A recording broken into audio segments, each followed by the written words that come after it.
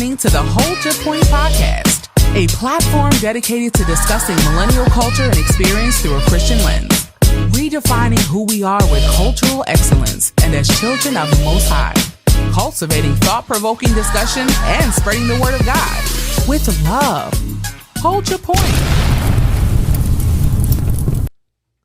Good morning, good afternoon, good evening. Peace to the planet. This is the Hold Your Point podcast. We are the Hold Your Point podcast crew. My name is Cesar Fortunato. We got DTH in front of me, Lee Strauss, DJ. What's happening, fellas? What's going on, y'all? Yo. Tapped in, man. You already know. Yes, sir. We all back, live and in full effect. Yes, sir. In fact, it's been a little minute, man. How y'all doing? God is good. All the time. How was the drive, man? Not the best. Not the best for me, man. I drove through a piece of rain last night, man. Oh, Lord. It's been raining a whole lot these past couple of weeks. I mean, it's Florida, you know. Summertime, It's hot, just, hot in the day, and then rains at night or evening. Yeah. So, Well, thank God everybody made it in one piece. We're going to get straight into this episode that we want to jump into today. And we want to spend just a few minutes talking about biblical polemics. I think it's a hot topic that we're seeing a lot of these days, without it being clearly defined, just with, people referencing different books and different writings and equating them to the Bible. And so we just want to kind of like dive in a little bit on biblical polemics and see where its place falls into a Christian's life. So I would say this. I heard you just say these days. I'll say all days that it's been a hot topic. True. With polemics. Very much Yeah, that's true. Well, first thing I want to ask y'all is, what is polemics for, those of us in the back who don't know what polemics is? So polemics is basically, so you have two parties or two sides that are, I guess you can say, that has read a passage or a book, and one person believes that it's supposed to be interpreted this way, but another person believes that it's supposed to be interpreted a separate way. So then you have the two basically arguing and going back and forth who's correct and whose, I guess, side of the narrative is correct. Yeah, so. No, that's a pretty good way to put it. The way I kind of understood it when I was researching the topic was that polemics is more like the offensive side of a Christian argument. If you want to think about if you want to think about, when you're talking about a Christian debate, sometimes you might have to go on defense, sometimes you might have to go on offense. And I would think of polemics as the offensive side. That's the side where you're kind of going on the attack, if you want to say. The Bible says that the Bible is sharper than any two-edged sword. Mm-hmm. I would think as polemics is like the very tip of that sword. It's like the sharpest point, because it's going to be the point that's going to sometimes maybe hurt if you're in another faith or in another religion, or you think about it, if you think about religion in a different way, polemics might hurt you in a way, or it might stir up some emotions. Let me put it that way. Mm-hmm. It's supposed to, I should say. Yeah. And I think I'll just add that, as he said, it's kind of a way of addressing what you might think of as shortcomings in another faith, another belief system. And it's kind of like you have someone is excited about something, and like you can represent it with a balloon, right? And then it's like polemics is like stabbing that balloon and letting the air out, so it's kind of like bringing it down to reality, or at least as someone may, as DJ said, how they interpret it, how they're looking at the scripture, and they're like, well, or whatever it is, the text, that this is really what's happening here. So that's what polemics is kind of about. Yep, and just for like a textbook answer that I found really quick, just wanted to share, is like, especially in the Old Testament, some of these variations or examples of polemics that we see is where the polemical nature of these passages are seeking to establish the superiority of God or the Godhead over other gods or religious systems, and assert the exclusivity of the Israelite faith. So, and as we'll kind of get into it too, where it's, as DJ said, it's all over, but a lot of times in the Old Testament, we see where there's many, many examples of different powers or entities or demigods, that the Bible has to refute for the sake of the Israelite people. So So just that piece there. I guess the next thing I wanted to ask y'all real quick is, as we start looking in some different examples, I don't know where y'all want to start, because I know the story of Gilgamesh. In the beginning. We start in the beginning. I mean, honestly, for me, as soon as open the Bible and you turn to chapter 1, verse what? In the beginning. Right there is a whole full-on conversation that we can have for the next 2 hours, man. Just right there in that beginning passages. And for me, because I've done my research on obviously this topic, and I seen that there are other Egyptian stories that has predated the Bible, and this is stuff that we can do your own homework, do your own research, anything that we're saying here, back it up, go look it up. But I've seen that it has predated, and you could think of the flood story, you could think of the origination of Earth.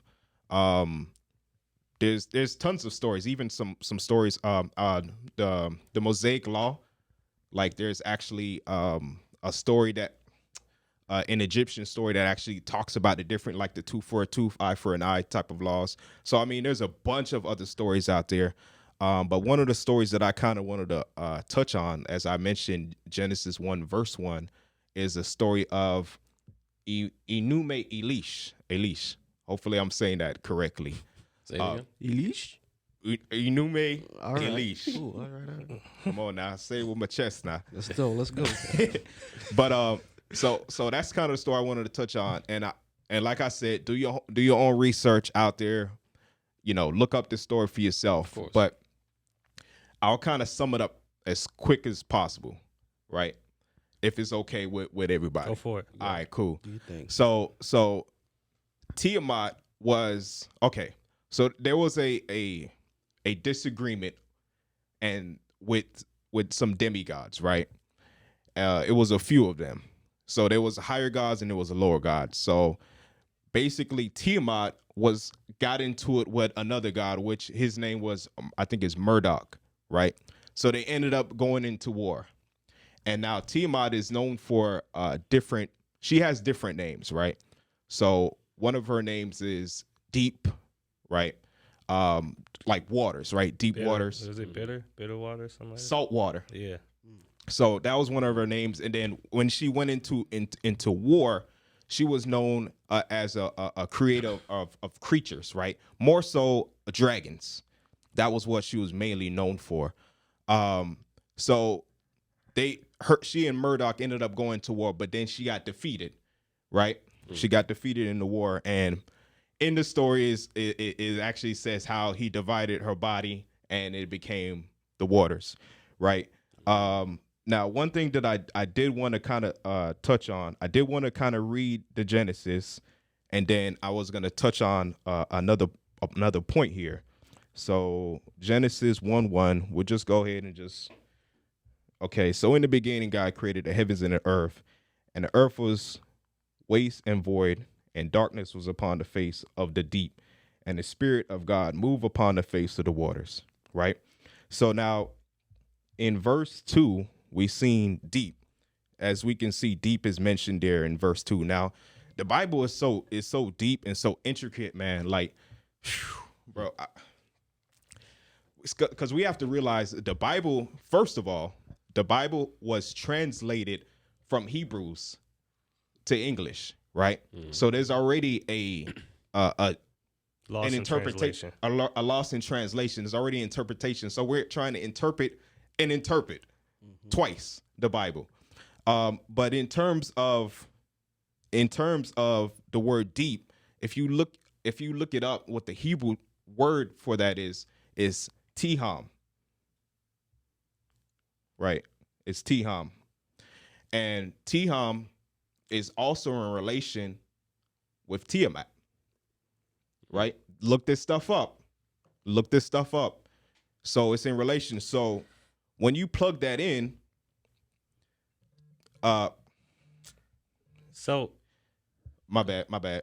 So when you plug that in, is actually talking about Tiamat, right? And I want to read one more thing, and I'm gonna pass it on to you guys. Go past the point. So Psalm 74. Psalm 74. Let me go to it. Come on, today, sir. Yo. You gonna Psalm 74. all right, chill. You gotta learn how to be patient, man. He's right. Patience is a Psalm virtue. 74:13. All right, so But real quick, while you're doing that, I think it was a good point why you said we're in the beginning. I'm just gonna say something real quick on the beginning with the polemics, because I think with polemics, it's always supposed to be like strong rhetoric. It's always supposed to be something that's going to induce emotions. And I think when you think about the beginning, people always try and think about their origin. People are always trying to make a strong point about where they come from and where things are from, where things are originated from. And that's always it's always like an authenticity factor. So yeah, just always that. Go ahead, All right. DJ.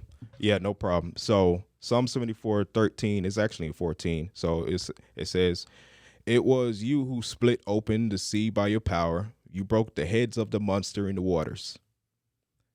It was you who crushed the heads of the Leviathan." So I'm like, the correlation there, because it's, I mean, you can't defute the correlation of all the facts of the deep being translated to Tiham being translated to Tiamat being known as the deep waters, and also known as a person that created these creatures, more so known as dragons. And then here it's saying how you split the head of the dragon, and then it's basically talking about Murdoch, which is the one that did it. So I think the example in the creation story for me in regards to, because the interpretation that I found with Murdoch and Tiamat was that they were gods created from the waters. And so the polemicy, I guess, if that's the right way of saying it, was that in that verse in the beginning, it said that God hovered over the face of the waters.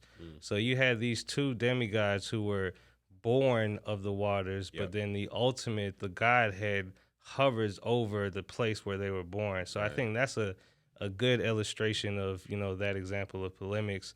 And then just to kind of break it down so everyone clearly understands, what polemics is, I think another good example is the Lord's Prayer, because, at that time, the societies were reverencing the Caesar as father and, kind of reverence him in that sense. And the Lord's Prayer starts off with saying, "Our Father who art in heaven." So it's a direct rejection to what the standard was at that time, where people were looking at a mortal man as father, and Jesus is redirecting people to say, no, our Father is in heaven, who is ultimately above all. So Yeah, no, and with that even that first line, "Our Father," we said it's even a direct, if you want to think of it, a direct attack against the people who go against the evolution theory, or go with the evolution theory, I should say, go with the Big Bang theory and these kind of things, because these kind of theories refute a father, they refute a creator, they refute somebody who did these things. Instead, obviously it just has science, which science doesn't even explain that. I believe science explains God, but in that sense, that our Father line even refutes a lot of those claims that the Big Bang theory is actually a thing, or is actually something that happened in real life in terms of scientifically. So it can be seen as attack if you even think about it that way. Yeah, well, I actually believe in the Big Bang, to be honest. Yeah, I know what you mean. In a different way now. I know what you mean. I know the way Christianity has looked at the Big Bang in the past, but I think with understanding growing now about science and how science is advancing and able to learn certain things about the universe, I think the Big Bang is real. I just think, as DJ mentioned in the beginning, their interpretation of what happened is flawed, because nothing comes into existence out of nothing. Big Bang was God. So exactly. So, but that's a side point. But with the beginning of Genesis, as we're talking about, right? So I think is very interesting. I've done little research in the past about Tiamat and Marduk, I think. So I've heard about these things too, and I think it kind of shows that a lot of people have a good general understanding of how certain things in the world work, because we see a lot of these stories have parallels, right? So obviously, the Bible has it one way. Tiamat and Marduk is a different thing. Gilgamesh, that's about the flood, but certain events in history are observed and recorded in multiple cultures, multiple belief systems. So I think it points to, a singular truth, and it's our jobs, everyone's job, to do their research and to find which one is right, because they can't all be right. That's another thing I would like to point out, because I think some people believe you can have your way, you can have your path. And I mean, in a certain sense, it's your decision, right? And no one's saying you can't believe, but they're not all right. True. Something is right and everything else is wrong. So it's up to people to do that research and figure that out. And I think when done properly, it will lead you to the Bible. But again, the account that DJ brought up of Tiamat and Marduk is extremely compelling, to think about these terms being similar, and certain accounts with what he brought up in Psalm 74 with the dragon and the Leviathan being destroyed. I mean, it shows that these other cultures have some understanding of things that have happened in the past, of something real. Yeah. And I think of it more so, even more simply too, like just the telephone game, right? Because we have the truth, or the actual source of information that started one place, and then way down the line, there's so many different variations, or it just kind of just changes completely. And the polemical aspect of it is the original person who had that source of truth now going towards the end of this telephone line and saying, no, this is not how the story actually started. This is how it's supposed to be. So there's usually always a little bit of truth in something that's, I guess, considered untrue. There's usually a little bit of truth in there somewhere. For sure. And I think too, that's a plan of the devil. Yep. Because if somebody tells you, if I were to tell you, hey, I'm 7'4", right? Like, okay, that's very easily verifiable. You could tell I'm not that tall. But if I tell you I'm 5'12" or 6 feet, that's also a lie. I'm 6'1". But the reason why y'all could believe it, the reason why y'all might believe it is because it's close. It's reasonable, right, to assume. Yeah. So in the same way, I think the best lies have a little truth mixed in it. Yep. Because I think something completely off base is gonna be easily shot down, and people won't fall for stuff like that. So it has to include a little bit of the truth in it. Absolutely. And let's talk about, we'll get to an episode on the devil, but him, look at what he told Eve in the beginning. He said, if you eat this fruit, you shall surely die. That's a attack, but not necessarily a literal attack. It was an attack on her mind. It was an attack on what she believed. It was an attack on that in that sense, because in that sense, she didn't actually die. She didn't physically die, but her spirituality died. Her faith died. Her connection with God died. Oh, the connection with the Satan said that she won't die. Exactly. Oh, okay. I thought you said the opposite. He said, okay. In if you eat this fruit, you shall surely die. That's what God told her. Right. Okay. Satan said the opposite. Satan of course. You won't die. Yes. Your eyes will be open. Yeah. Yes. And you'll be like him. Right. But so I wanted to ask y'all too, do y'all think there's a difference between polemics and biblical prophecy? Yeah. What's the difference, sir? So. I mean, well, prophecy is, I believe it has two meanings. It could either be, the one I think people think of the most, or at least me, is foretelling the future, things to come. So Revelation is filled with prophecy, and also Daniel and other books as well. But prophecy also can mean simply proclaiming the word of God, telling the truth about what's going on. So like a lot of the prophets, not all of them spoke about things to come. Some of them spoke about judgment of God and to repent of their sins. So in that sense, and that's kind of funny, because for me, I'm kind of more so now, not okay with people being called prophets today, but I always thought it was kind of funny people calling themselves prophet, prophetess today, because I always think prophets tell the future, and y'all are not telling the future. But technically, prophets are just people who proclaim the word of God. So, I mean, in a sense, you know, I could be a prophet. You could be a prophet. I still don't tend to. Or apostle versus prophet. But we won't go there. It's okay. I mean, well, apostles, yes. But, you know, I think, again, prophet being someone who proclaims the word of God, in a sense, you can be. But I don't typically think of it that way. But, I mean, as far as the distinction between polemics, I think, again, the way I'm understanding it, polemics is about, you know, well, as you say it now, it's similar, but I don't think it's the same, because I think prophecy is about proclaiming the word of God and putting forth that belief as the truth, whereas polemics will shoot down others. I think you could do that and not be a Christian. True. Yeah. So personally, I don't think there's a difference. I mean, it's in terms of what you said, is there a difference between polemics and prophecy? Okay. Yeah, I kind of agree with David. I thought you said something else. I didn't think you said prophecy. So yeah, it's I don't know, because again, it always comes down to someone's interpretation of things. So, Well, I don't think it's a difference. Honestly, I don't think it's a difference between the two, because like, you can read something, I can read something. We'll see it totally different ways depending on what it is, right? Unless it's black and white. But the thing is, the way the Bible is written, it's not black and white. but not The prophecy is written. So I would say some things, but there are enough things that are black and white, though. You know what I'm saying? Yeah, for sure. Because the thing is, if we get to the point where we're just like, you know, it's your interpretation, you can believe what you want, I believe what I want.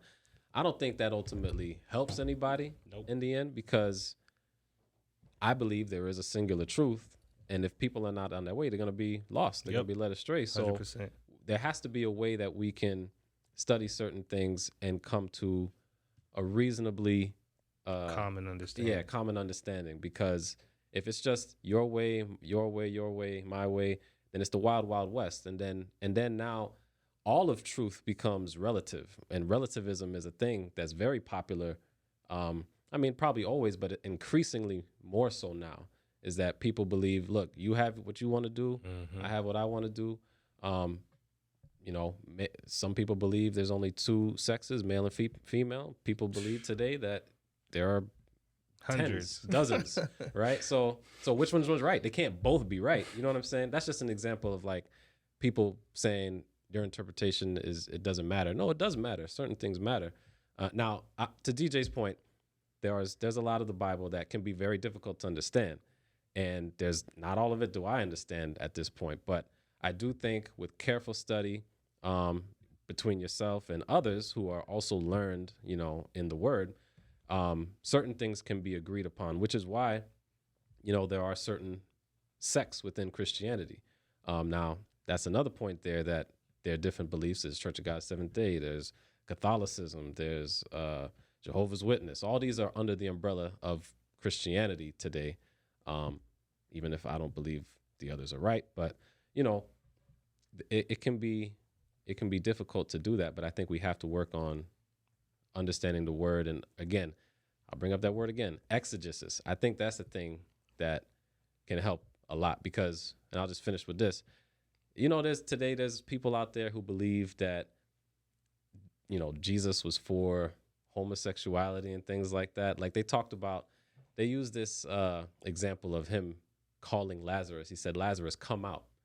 Right? You know, Lazarus was dead 4 days. And they're using, you know, come out as like a term for people who are homosexual, who are in the closet, to come out. And so, exactly. But that's an example of what's called eisegesis, which is you reading your current beliefs into what you're reading. Mm-hmm. But we know exegesis is reading it for what it meant to the people who heard it first.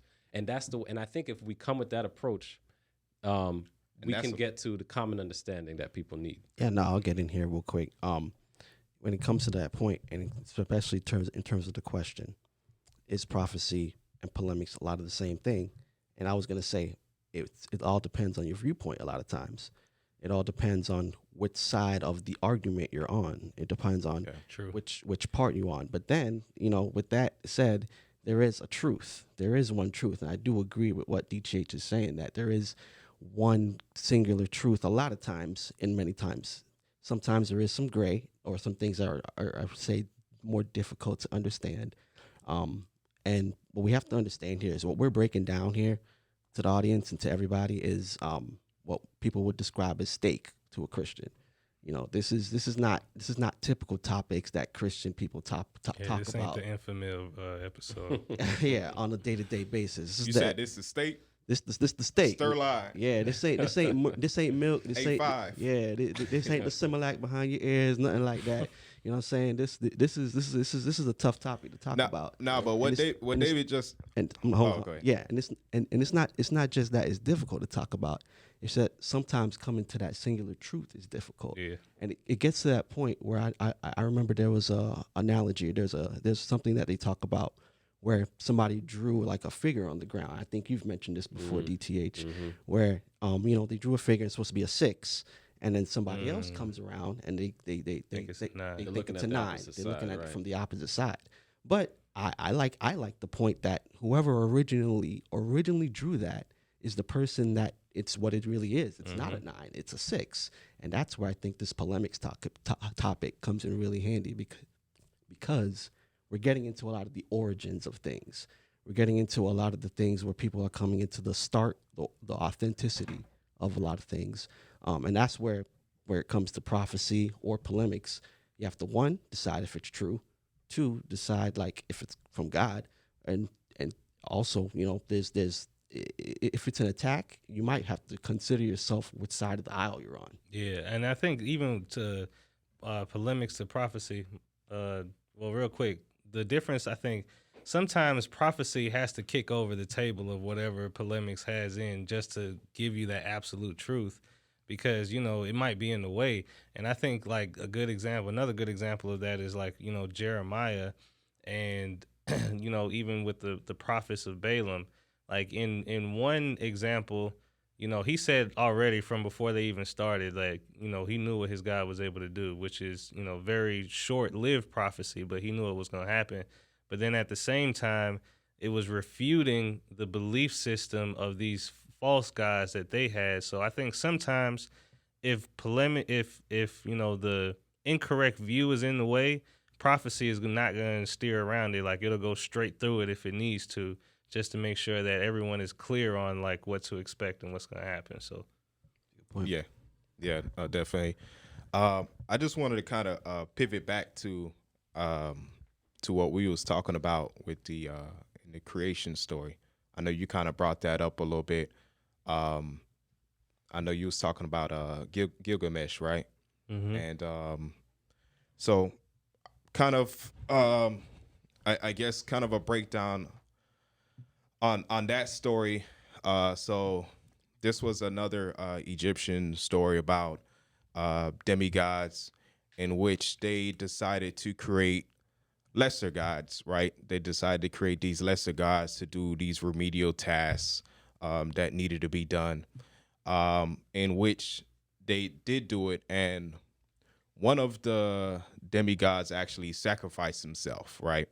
And he used his blood and it went down to the dirt. Interesting. And then it created beings, right? Which sounds familiar, right? Sounds like a story we know. This is very interesting when you read these stories and then the correlation there. But I also wanted to touch on one of the things that I read in Genesis 1:26, in which every time I read it, I was just like, what is the meaning behind this? Like, oh yeah, I'll just read out from my memory. God said, let us make man in our image. I always wondered, like, who is he talking about? Like, who is God talking about? Is only him alone. So like, who is the us factor there? Right. But so to go back on the story of the Epic of Gilgamesh, it was a flood that happened, right? Because they basically got tired of these lesser gods because they started to populate the earth at a rapid rate, and they were just tired of them, so they decided to just flood them out, right? So I just wanted us to kind of touch base on that story, in terms of the flood story. What's y'all thoughts on that? I mean, I think it's just going back to the telephone game. Like, you know, even though supposedly these writings predated the Bible, but it doesn't actually mean that the story is older. And, you know, it's just, you know, people now having to dissect, go and find the truth, find the real source of where the telephone game started, and then see which points don't align up when we get to there's a bunch of Gilgamesh flood piece. stories. I think there's a flood story before that one. Yeah, multiple civilizations have flood stories. It's not just the Bible and Gilgamesh. But it's interesting you mentioned something I wanted to touch on a little bit, but I wanted to respond first about the flood. I think, well, specifically in the Epic of Gilgamesh, I believe, you know, in a broad sense, it's talking about the same event, but I mean, obviously the details are quite different. Obviously, Gilgamesh being someone different from Noah. The life of Gilgamesh and who he was versus Noah, the boat itself. I believe reading something about it was a more square. It was like a big square, a huge square. Which, when you think about that floating in the ocean, how viable is it? Mm-hmm. You know, so there's different details about the flood story, but again, I think it points to a common understanding of a real event that happened in history that different civilizations have recorded in their own way. Also, do y'all think the flood was in the whole entire world, or was it like just in one specific region? Well, I've had that discussion before. Also about Adam and Eve. Did they are they really just the first two? I think even we talked about that a little bit. But I believe it was the whole world. Personally, I know there's different things about that we can maybe touch on, but I think it was the whole world. And you know, obviously, a lot of what's happening in the Bible does occur in what you could say is Africa, Middle East area. Even the Noah's Ark is said to have landed on the Mount Ararat, which is in the Middle East, and I believe that's like true too. Like they found it actually. That's something else, but I think it was a whole earth. Well, so I guess as we another question I guess I wanted to ask y'all is like, can polemics live separately, or can it be divided from apologetics? Because I think, well, let me just leave it there. Like, can those two ideas like operate independently, or should they like usually kind of come together when we're talking about polemics or apologetics? I'll definitely chime in on this one. I think they're definitely two separate sides of maybe the same coin, if you want to think about it. And they're also thinking about it this way is what I was kind of talking about earlier, is the defensive and offensive side of the Christian battle. So you might think of apologetics as maybe your sword, you're like really your weapon, your offensive tool, the thing that you're going to use to go on the attack. And then you're going to use, in my opinion, apologetics as more of your shield, as more of your defense. When you have an attack against you, that's when you more dip into your apologetics bag, and you would go into those kind of theories more. Now, I don't think we've kind of defined apologetics, but I'm just going to kind of say it here, and it's I kind of have a little bit. It's more of a defense of the Christian faith. So if someone has a certain account, you have a different account that is typically more factual, typically more reasonable, and biblical is the most important part. Yeah, I would agree. I think you need both in your toolbox. Absolutely. Now they do say the best defense is a strong offense. So in terms of this discussion, I would think of apologetics as the offense, providing facts, providing reasons why you believe your faith is true. In this case, Christianity, why we believe Christianity is true. But at the same time, polemics comes in handy when you do need to address other facts that people are talking about quickly when it comes to Islam or Hinduism, and you need to be able to question people on some things they believe. But I had a question with that as well. Which do you think is more beneficial, apologetics or polemics? Well, that's what I was gonna say. I don't know if we can have one without the other, because if we're, coming into a place of knowledge, we talking about stake, right? Like, you have to be able to stand on a point, and you have to be able to deliver the point and to defend the point. So it's like, if all you can do is deliver points but you can't defend, then you're not all the way ready. Or if all you can do is defend but you can't then deliver a point. So I think both of those kind of have to work in harmony of each other. It's not always going to be where you're going to lean on polemics, but when you do need polemics, you have to be able to couple that with apologetics. Yep. And then chiming on that one, I think we'll all appreciate the analogy here. Basketball. You got to have your offense and you got to have your defense to be a complete player. One of those are the best. These guys don't play defense no more. I mean, you already know, you're not Be like James Harden. Exactly. But to be a good player on the court, you need both. You need to be able to defend your basket. You need to be able to put the basket in the hole, and that's really the same thing in the Christian faith. You need to be able to do both. Now, I think too though, in terms of new Christians.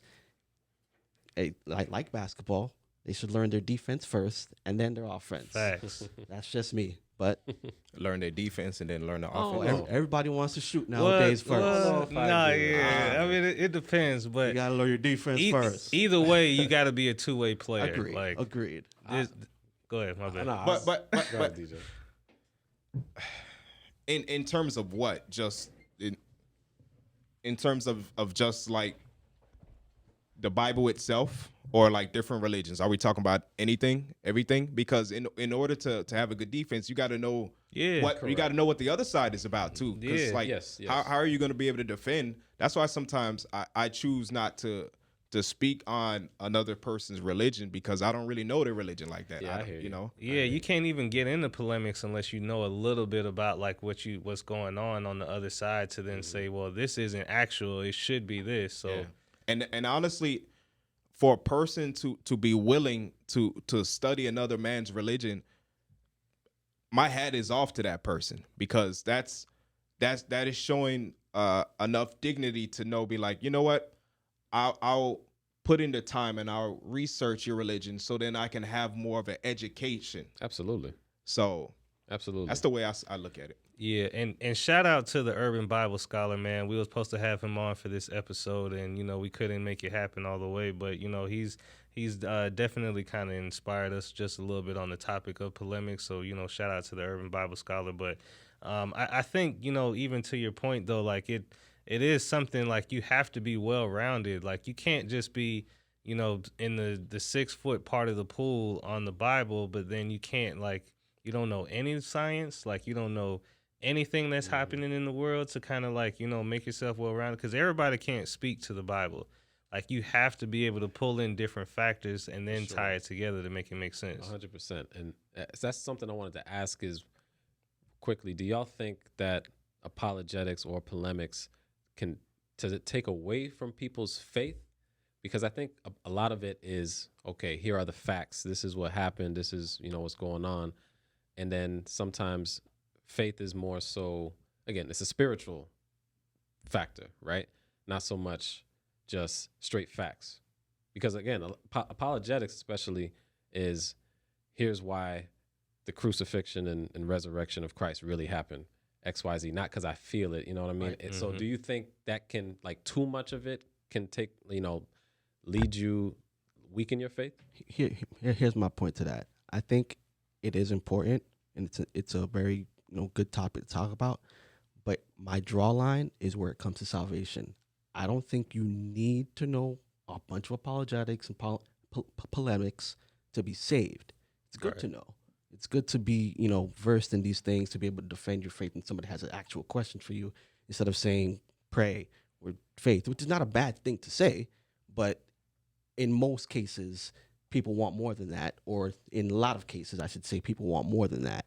And to be able to give them more is giving them a better Christian experience from that stance, if you can defend yourself. But in terms of salvation, God is not going to penalize you if you didn't know about the story of Gilgamesh. He's not going to penalize you. Yeah, no, I agree to that point. And I think it's I don't think it would weaken one's faith, like if you deep dive on polemics and apologetics. But as Lee said earlier, like it's not the first thing that we should be jumping on. Like, you know, make sure we have the foundation, make sure we understand the gospels, make sure like we understand why we do the things that we do first.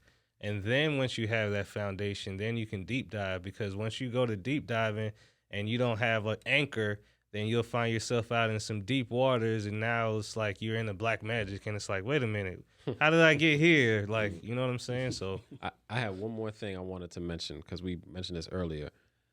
I'm going to describe something to you guys, and you tell me what it is. In the early 20th century, right? Yeah, 20th century, a British ocean liner departed from Britain for America, and it hit an iceberg. what is the Titanic? And sunk in the North Atlantic Ocean. Titanic? Oh, no. What is no? What? 1920s. Yeah. I thought you were trying to trick me or Early something, man. 1900s. was A a British kid. ocean liner got hit by I was struck an gonna say, iceberg and sunk in the Atlantic It's the Ocean. Britannic. The Britannic. Shout out to Phil. So yeah, Titanic, it would be most people's answer, right? But I'm actually talking about the Titan, which is a fictional book that described eerily almost exactly what happened to that Titanic in a book 14 years prior. We gonna get to that. And so mighty the only God. reason I brought that up is because earlier we talked a little bit about Prophecy of Polemics. writings that occurred prior to Yes. kind of discounting or seemingly discounting something that's later. And so the thing is, this book was written, it's called Futility, about the boat called Titan. Same exact thing, literally. And it happened 14 years earlier the book was written. Yeah. But nobody seriously discounts that the Titanic was a real boat and actually sank. Actually happened. So the point is that I'm trying to make is, just because something was written before doesn't mean that something that has similar occurrences in its writing is point. fake. Because people will point to certain things about the Bible that, hey, this predates the Bible, right? But does that mean that this thing didn't actually happen? So that's actually an apologetics move right there that I've seen a guy use, Dr. Frank Turek. He brings it up all the time, is that this literally happened, but we don't discount that the Titanic actually sunk. True. Almost like the Chris Rock and Will Smith incident. Oh, I was gonna say, like, Simpsons be on that heavy. Hey. Like, I think they actually did the COVID, right? Where they was They in did like this everything. A bunch dome. of stuff. I I think seen Yeah, yeah, a bunch the of submarine. The submarine too. Yeah. seen a bunch I of think the stuff. creator of the Simpsons, he's been here before. So I don't. How are you always on point? Like with so many. It's interesting. Yeah, but anyway, man, as we get to start wrapping it up, you know, about just a little bit about polemics, I think it's a very general introduction to it. So if you haven't embarked on, you know, understanding or you know, reading into the biblical polemics, definitely take the time to do so. Do your own research. Do your research, you know what I'm saying? Make sure you pull the scriptures that we shared and what really like learn something for real. So What it say? Study to show yourself approved. Don't listen to what your pastor say, your deacon say, not even what your parents say. Look at this stuff for yourself. Yep, and iron sharpeneth iron, man. So make sure you have a network of a body of believers that you can lean on and ask these tough questions to and get some real answers, man. But this has been another powerful hour with the Hold Your Point podcast. We are the Hold Your Point podcast crew. Make sure you tell a friend to tap us in. Until next time, man, we out of here. Yeah.